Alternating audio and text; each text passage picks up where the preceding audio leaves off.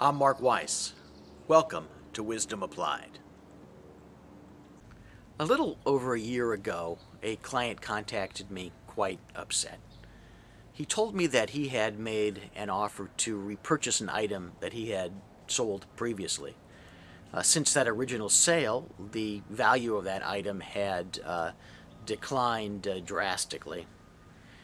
There's an established market for this type of asset with both public and private buyers, so it's easy to determine market value, and this item was for sale. However, the offer, which he explained to me had been at a 50% premium over market price, was flatly rejected, and the current owner broke off all further communication. Now, this was an example of the ultimatum game, which is a game theory game, in real life. If you've read many of my other articles, you know that I'm not a fan of game theory because game theory depends on rules, and I've discovered after close to 30 years of professional negotiation that most parties to real-life negotiation don't play by a written set of rules. However, the ultimatum game is a bit different in that it disproves one of the concepts that game theory held dear, that people will act to maximize their economic benefit. The ultimatum game is played when an investigator puts a stack of money in front of two players.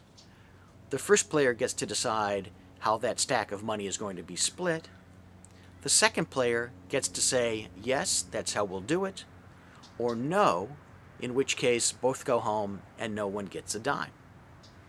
Now, when this game was played out in real-life experiments well over 100 times in places across the world, both westernized and rural agrarian societies, they discovered the same thing.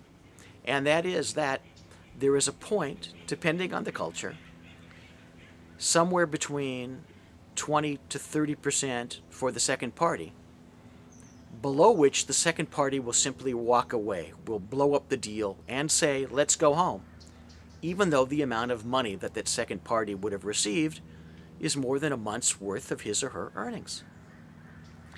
So what this shows is there's a point of perceived unfairness, a point that I call the FU point or the FUP. Now, getting back to our real-life example and my client, he apparently experienced the FUP when the current owner of this asset measured the value of what he had, not against its market, but against the original purchase price. Now, this suggests several strategies for you to follow in connection with your negotiation. The first, it shows that you need to do the proper framing to establish the value range within which you're negotiating. Second, it suggests that you need to spend time thinking about how to make rejection more costly for the other party outside of the narrow scope of what is being negotiated. Of course, these are just two of many strategies that one needs to think about if you've properly mapped out a complex negotiating process. For example, you also would have to think about back-end psychological ploys, as well as the benefits to be gained from creating a third gravitating body.